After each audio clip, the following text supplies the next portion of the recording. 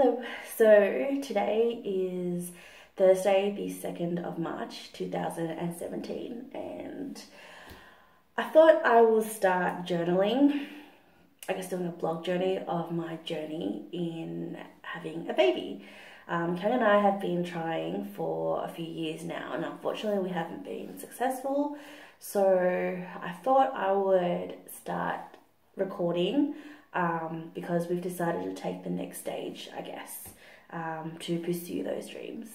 I wanted to do this because for me personally, I find it easier talking to a phone than to people, because sometimes when you talk to people, like, I don't know, I find that that's quite a sensitive topic that I can't really share like my true feelings to a lot of people, because I feel like, you know, some people you have to cater, you know, your, I guess, feelings and stuff just so, you know, you don't hurt their feelings or just kind of make people understand. And I just find it easier talking to a broad, you know, just to a phone. So anyone that's really listening from my point of view, I guess. And in a way, this is really for me to help me, I guess, some sort of therapy, I guess, to go through my journey, how I'm feeling, and just to get that out there, because I find that I'm usually a person that keeps everything in, and at the end of the day, like, it builds up and then something crazy always happens. So yeah, and also, you know, if anyone else is going through similar situations, which I know there are a lot of people, I guess in a way, you know, just share my journey so you know that, you know, you're not alone if you're going through similar situations. But yeah, so I guess I'm not sure whether I will post this or not, but I thought I'll record everything anyway, whether it's for me to look back or whether I do decide.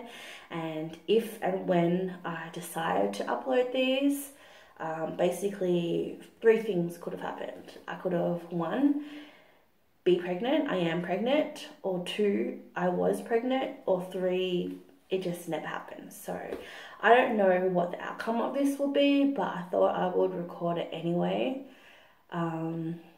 Yeah, and see how we go. So I'm currently recording in the bathroom right now, so if it sounds a bit echoey, that's probably why. But it's pretty late at night and it's in the place with good lighting without bringing everything out and waking up Coco. So but yeah, so like I said, Kang and I have been trying to have kids for a while, and to be honest, like, I did post a video, like a thinking out loud post a year or 2 ago, kind of addressing, you know, having babies and, you know, I guess what I went through a bit, but I didn't really go into too much detail. I guess I don't really know, I didn't really know much information about having kids. I always thought, you know, that it was just part of being a woman, that your body's designed to have kids, that's part of life. You know, you'll grow up when you're a girl, you know, you'll go to school, you'll find a partner, you'll get married, and then you'll have a kid. And I didn't even think about, I guess, other things around it, such as, you know, whether it would be easy or hard. I just thought, you know, that's what our bodies are designed to do, is to have kids. So for me, being a planner, I guess, Kang and I've always pictured myself having kids by 25. That was just my thought in my head. And when I turned 25 and it didn't happen, I realized that reality is, you know, things change, you know, things don't happen the way it's meant to happen.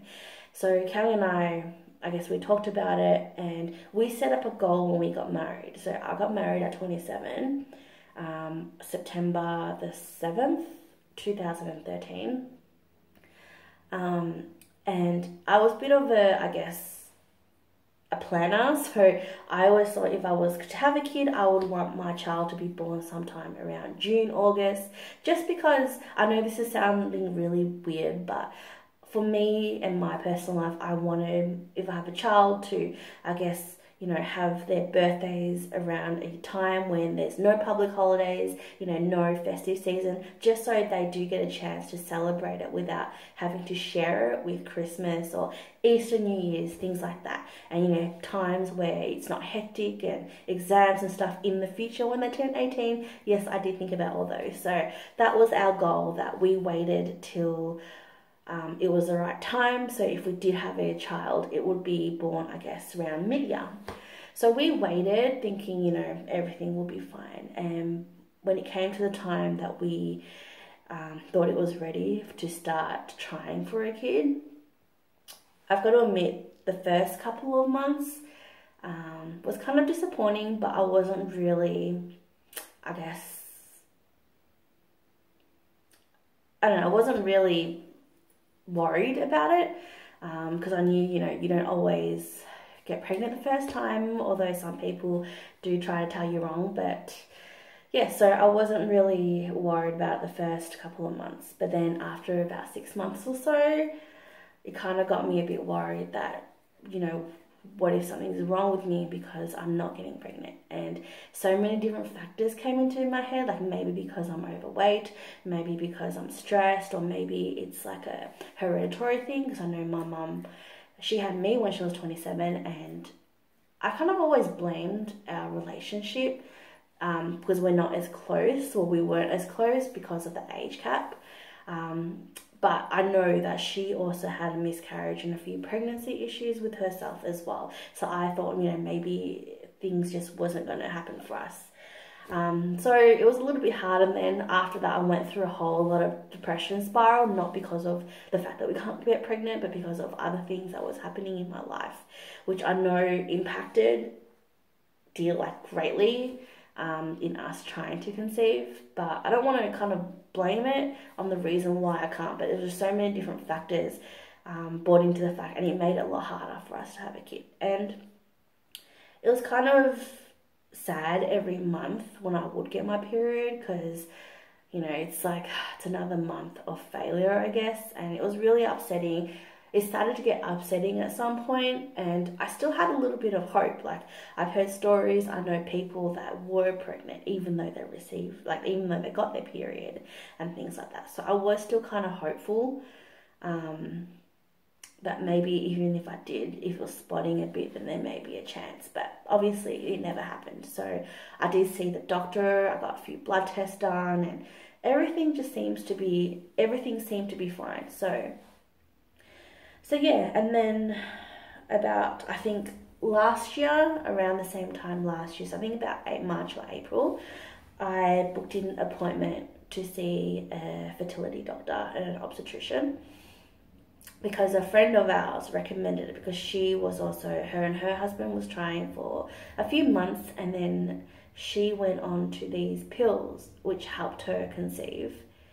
Was that the right word? Well, helped her get pregnant anyway. So it was kind of a little bit of hope for us. So we went and saw the obstetrician, and she was really nice and really friendly, and it just explained everything to us. So I was kind of feeling excited, because seeing my friend get pregnant after 2 cycles, I thought, everything seemed to be fine. I got blood tests, got everything tested, and they were saying, my egg count was good and everything was fine. Cam was fine as well. He was perfect. But, we just weren't getting pregnant. So I ended up taking the pills. So I was on clomiphene, I think. They're called Clomide tablets. I'm not sure on the mils, what I was taking. All I know is that I was taking these pills that give you, I guess, more chances. They just help you regulate your period, which mine was regular anyway. But they were regulating my period and just helping a little bit to, fall pregnant. So I was on that for actually 6 cycles, so 6 months. And, you get pretty much 2 prescriptions at a time. So after the first month, it was kind of weird, because I was on it for the first month, and I had this weirdest dream. I don't know, I get these once in a while where they just don't seem like normal dreams, and it kind of did get my hopes up. I was just dreaming, and then I just felt this gush of wind blow across me, kind of like a baby whisper, a scent of I don't know, it felt like a sense of a baby just whispering past me, and it was just really weird. I know it sounds weird, but I was kind of really hopeful. And then my period came a bit late, couple of days. Normally my period comes on time, so I was it was a day, and then 2 days, and then I was getting really hopeful. And then next minute I started getting some brown spotting, and then my period came. So it kind of, any fate, I guess, anything like that, I just kind of brushed it off. I'm I don't want to get my hopes up again when that happens. And then the second cycle, it didn't happen. Then we went back and got more. And there was a bit of an issue getting the pills because there was only one company that made clomide in Australia, and a lot of places were discontinuing, so it was really hard as well trying to find the pills. And I ended up getting 2 more prescriptions because you could go on clomiphene or you can use seraphine as well. I'm not 100% sure on what these prescriptions are, but basically that's what I was told to look out for. So I ended up getting 6 cycles of the pills, and I was, I guess, in a way, trying to keep my hopes up. Every time my period will come, you know, I'd always feel really sad, and Cal would sense that as well, that I'll just feel really down and depressed. So after 6 months, we decided just to stop for a while. I was having, I guess, mental depression issues as well, not related to the pregnancy, but it was kind of impacting at the same time. So I thought, you know, I feel like I'm putting myself in a lot of stress. I was getting really upset because I feel like, you know, as a woman, our bodies are, you know, structured, and how it works is to conceive. Like, it's what we were born to do, I guess. And I felt like I failed as a woman because that's the one thing I couldn't do, was fall pregnant. And it's weird because the doctor said, I mean, I know all the doctors and them said, you know, maybe because you're a bit overweight to try and lose weight and stuff, but I found it really hard because although I wanted to lose weight, like, I found it really difficult to, because I was under a lot of stress, and every time I get really down, even though I eat healthy and things like that, I choose, okay, I don't exercise, I stopped exercising, but I felt like everything I was eating was putting on weight. And the doctor did say it's because, looking at my blood tests, I did have high testosterone, so I did have a high amount of male hormones in me, which could have impacted in me not losing weight, like just gaining or just staying the same weight. And also I noticed as well that, you know, facial hair and acne and things like that, I was breaking out a lot, and my hair just grows. For an Asian, because I don't know any Asians that are totally hairy, so for me, I just felt like I was constantly hairy. But yeah, so it was, I guess, hard for me to go through. It was like a cycle, I guess.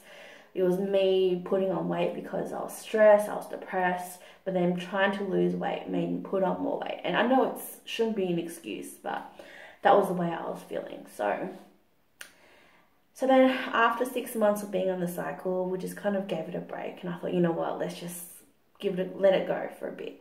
You know, focus on us being happy, because I've heard stories about people that just stopped trying and they just fell pregnant naturally because they weren't stressed and they weren't, you know, they weren't depressed or anything like that. They were just trying to be happy. So I thought that would happen. And then we got Coco and things were going good. Like, I felt a lot happier, but there was still, I guess, deep down, I was feeling sad and upset that, you know, every month would go past and I'm still not pregnant. So, and I've got friends that, you know, I want to be able to share this with, or I do share with, but I feel like no matter how many people you tell, it's kind of a situation that you have to deal with yourself, and it feels very lonely because it's hard to explain someone going through the same situation. I know there are people that have gone through a similar situation as me, but at the end of the day, you can't help feeling alone.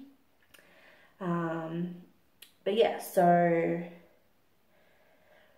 we decided we weren't sure what we were going to do, whether we should continue or not, but I felt like within this year, 2017, so far, I'm trying to stay positive, not just pregnancy, but in my life in general. And I do feel a lot happier, especially the past couple of weeks.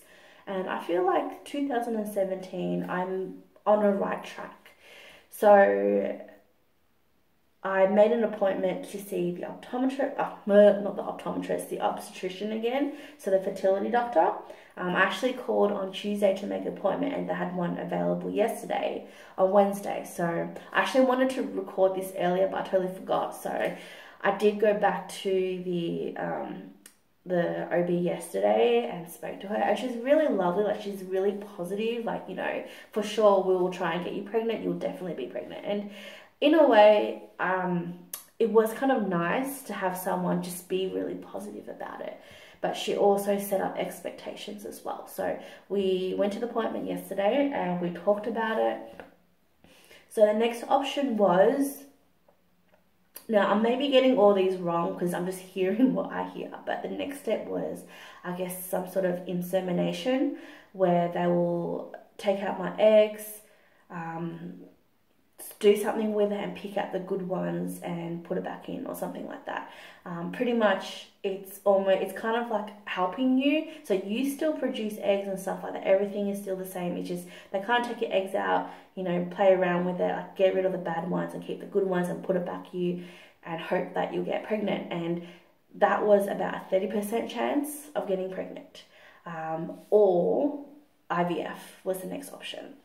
And IVF is pretty much when they take the egg, the sperm, and then they put it together outside of the body. And once they form, you know, the egg or whatever, once, you know, they form it, they put it back in, and it's like more of a 70% chance of getting pregnant.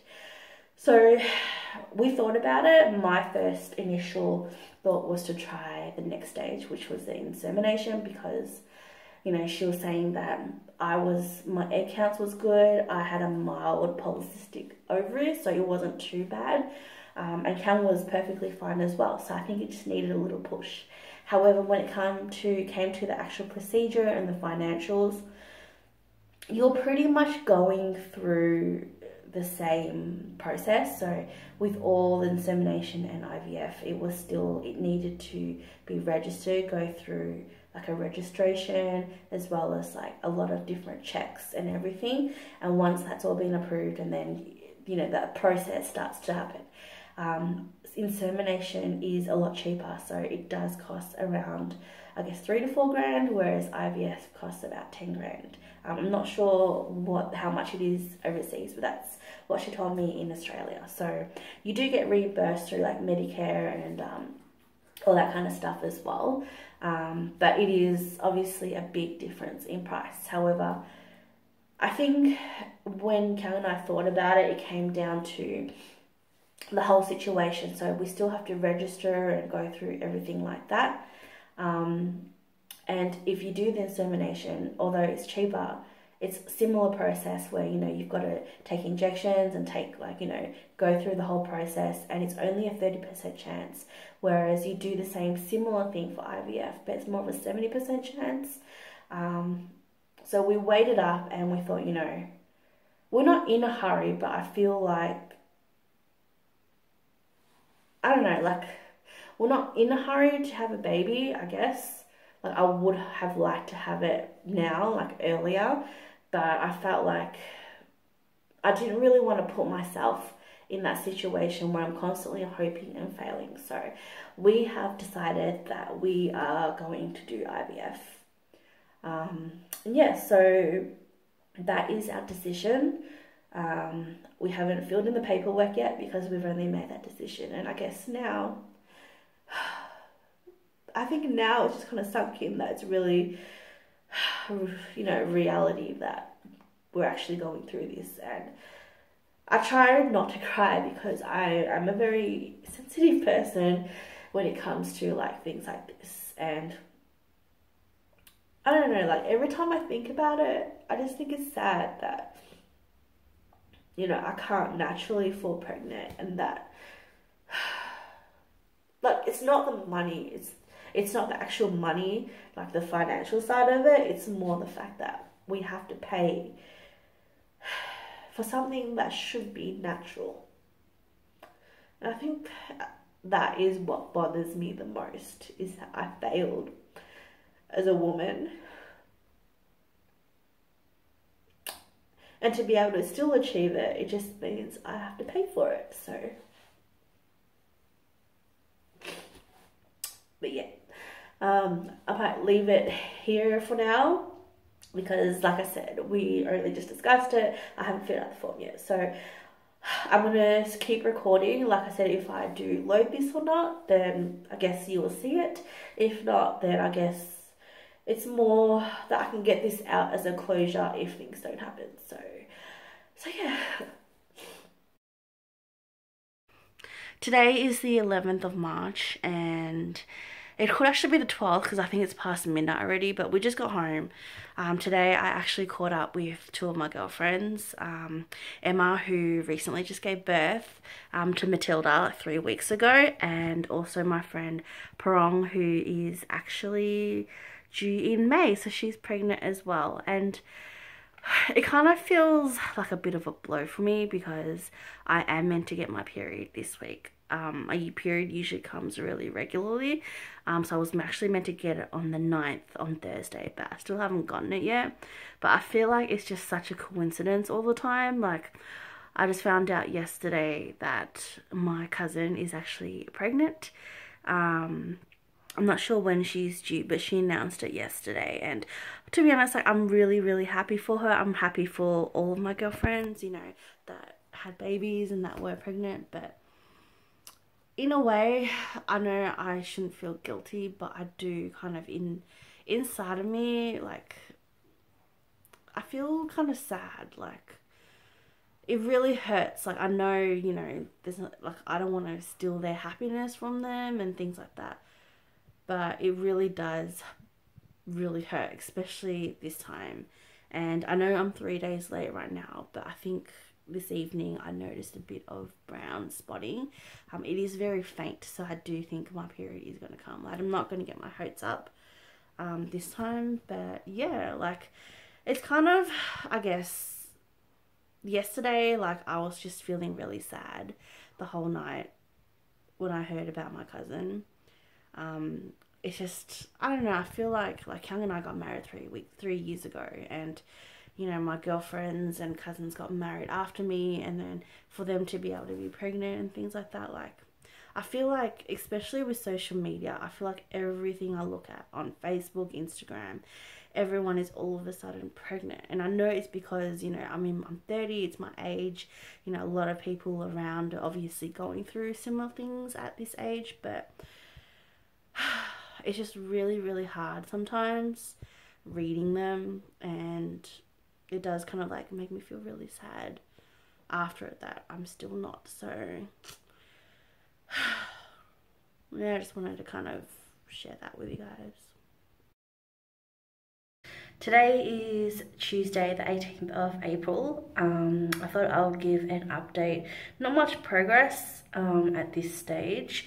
So I've been procrastinating in filling out the registration form for the IVF. I figured since my health insurance, I'm still on the waiting list anyway, so if we were to go for IVF, I'll probably wait till once my waiting period is over for hospital cover. But yeah, I have been kind of procrastinating because, I don't know, I think at the same time, I've just still kind of felt a little bit of hope to try and naturally fall pregnant, which didn't work again this month.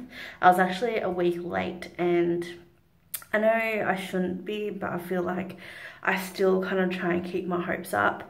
I'm thinking that we still have a chance to do it naturally. That's why I haven't really started, well, we filled out the registration form, but we haven't really completed it yet or actually gone through the next stage. But yeah, so I did do a pregnancy test 2 days ago just to double check, because I usually get late but never really a week late, but it came out negative anyway, so I was kind of bummed and expecting. It's that waiting period of expecting to get your period is just totally sucks. But yeah, so I just thought I'll give an update because it's been a while since my last one, but hopefully in my next update we'll have more of a progress. So today is Monday the 29th of May. I just wanted to update you guys because a lot has happened last week especially, and I totally forgot to journal it. But yeah, so I finally finished all my application forms and handed those in. I may be repeating myself because I can't remember what I said in my last journal. But pretty much Kang and I are going with Monash IVF because we've had a lot of recommendations, and now OB is with Monash. So naturally we'll go towards Monash. As part of the registration, we had to fill in a form with Monash IVF and mail that in. I also had to fill in another form. I can't remember what that form was for. I think it was like a contact with children kind of consent form that I had to email in to the clinic as well. And I also had to do a police check. So I'm not sure whether this is just in Victoria or whether it's state to state or whether it's all for all international IVF, but I also had to just do a application for a credit check, Kang and I, to check. So I think, like, I was surprised, like, with the whole, you have to get, like, the working with children kind of check as well as a police check, which I guess it's a good thing because it doesn't mean that, you know, you can just go in and get it done. You have to meet a certain criteria to make sure, you know, that if you are having kids, that, you know, you are providing a safe environment for them and things like that. But yeah, I think the most daunting one was the national police check because it was such, I don't know, I felt like it was like a really old process. I had to fill in the application form, which was online on their website, which is fine. But I also had to get that certified through a professional, and then I had to send in the money order, which I didn't feel comfortable with. I've never sent a money order before, and I thought, well, can't you just, like, when you fill an application online, just, you know, do like a bank transfer? But you had to pay with EFTPOS or cash. And it was so weird just like organizing all that at the post office. So that was, I guess, the most daunting process. And it feels like I was procrastinating in filling out the forms because in a way I was still kind of trying to be hopeful about it. But I guess I didn't realize how late it was. Like, Kang and I talked about it, and then if we were going to start treatment, we're looking at July, just when my healthcare cover, the waiting period is over for hospital IVF. I think there's a little something in my health insurance that allows me to get like a rebate or something. But yeah, so I thought I had plenty of time, but it looks like, I guess I don't have plenty of time. And I was actually quite surprised at how fast I was contacted. So I thought I'd have to wait a few weeks for them to contact me back, but pretty much a few days after, I got a call to book in counselling as well as nursing appointments for IVF, which was good.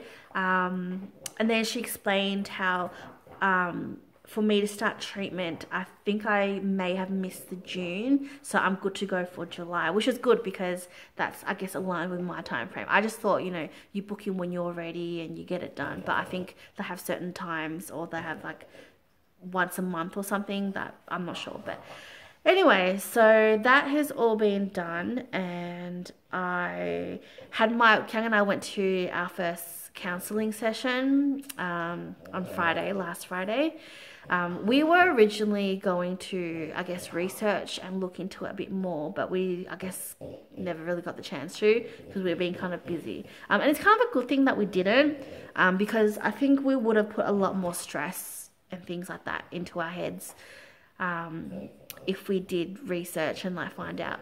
And I didn't know that, you know, you had to have counselling and things like that. Anyway, so we spoke to the counsellor and she was really good. She explained to us what the procedure, what the treatments were going to be like. She went through a diagram and showed us exactly what was going to happen. And it's kind of weird because if this was someone telling me back in high school, I would like not give a rat's ass about it. I would just not, I would tune out. But now that I'm older, I'm that annoying person that asks like a million questions. Which was good because she was able to explain it, and it did kind of make it, I guess, less like put us at ease with the whole process, because I thought, you know, it's going to be like a really like daunting process, like going in and out, feeling sick and everything for treatment. But the way she explained it, I'm not going to go into technical terms, but pretty much what they will do, so I will need to be taking some injections with the treatment. It's kind of like a booster to boost my, I guess, eggs, to make him just produce more eggs and make it nice and plump, so that I can take it out and then insert the sperm and then let it grow into an embryo, and then pick the ones that are good to go and then put it back in me. And I guess that hearing that was kind of like, oh my god, what am I getting myself into? But it's actually a day's process. So after I take the injections, what they'll do is they will take it out, and then so I can go home that evening, and then they'll sort it all out, and then I just go back in and they inject it back in like a pap smear. So it's not like a painful surgery or anything like that. It's actually, it seems like a very easy, quick, painless kind of process, I'm hoping. But yeah, so it was really, really good that I guess I have more of an understanding in what's going on. And I'm actually quite surprised, because it's weird to think that in a month after that I will know for sure if I'm pregnant or not. So I guess we'll find out in August whether that is the case. Right now I don't think it's 100% certain yet that I am going through it, because there is still a few more applications that I need to fill in, I think. So on the side note, IVF does cost quite a fair bit. It's about 10 grand or so for the treatment. And it's kind of, for me, I guess this was the hard bit, because as a woman, you know, you have the anatomy to be able to reproduce, and I can't. And it's like people can get pregnant for free, but I can't, so I have to pay to get it done. And it's like, that's, I guess, one of the hardest things for me, that I'm like, oh, why do I have to pay to have a kid, you know, when it's meant to be free? So I guess that's kind of something that's been stuck in the back of my mind. But the good thing is, in Victoria, I'm not sure whether it's the same in other states or overseas, but I'm so glad in Australia that we live in Australia, where we do have a Medicare system, so I can get a rebate through Medicare. So I think if it's like 10,000, you get about 5,000 back on Medicare. And also the good thing is I don't have to be out of a pocket for the rest of it. I can use my super to be able to fund it, which is a good thing. I know, like, you know, for other couples that are struggling, it is a bit like, I guess, daunting that, you know, it's hard enough, but then you also have to come up with the funds to be able to do it. But the good thing is in Victoria, you can apply for early release from your super. And going with Monash IVF on the website, it's really easy to follow. Like, I never did I feel like, you know, I've forgotten something, or I, you know, have, like, what if I fill in one form, didn't give them all the details, it gets rejected, I have to do it again. Like, I never felt like that, which was good. But I went with, there's a company called Supercare that will organize all that for me, which is good. So I don't have to worry about that. So there is a fee towards it, which compared to the amount you're paying with IVF, it's fine. Well, I think it's fine. I've already sent my application, and there's like a, someone that is with me the whole way organizing it. So I'll need to make an appointment with a psychiatrist, just to see that I'm mentally prepared for it and things like that, because you need to reach a certain criteria in order to get that early release from your super, so you can use that funding to pay for it. You also need to go through Centrelink to be able to set up accounts, so they can put the money in if you are successful with using your super money. And I guess, you know, I'm not 100% sure exactly what that process is, but there is someone that is with me throughout the way that I can contact, which is always good as well. So yeah, that's where we are right now. I have an appointment in 2 weeks or so to see the nurse, and I'm assuming she will actually explain to me the medication and the actual procedure itself, when to come in, when, and what I should do. So hopefully I can update you then with more further news.